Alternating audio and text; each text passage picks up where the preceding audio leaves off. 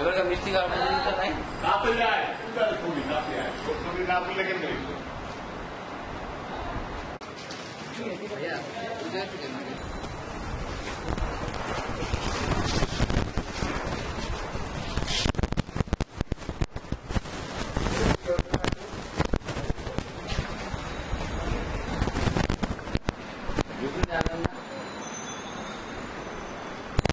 ঐতিহ্য লেখা দিচ্ছে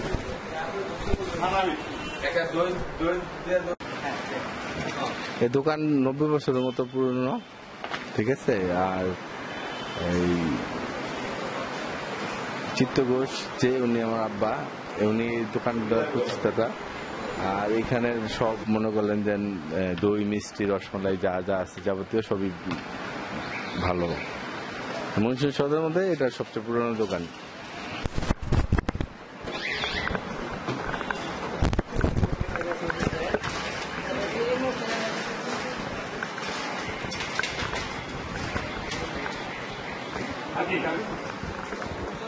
সাপ দিতে যায়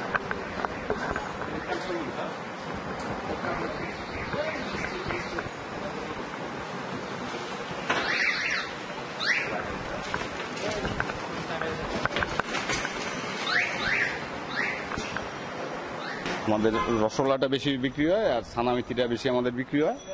আর শুকনা আইটেমেরও আছে, চমচম, কালোজাম, লালমন, হ্যাঁ, ড্রাই মিষ্টি, এইগুলো আমাদের সাধারণত বিক্রি হয়।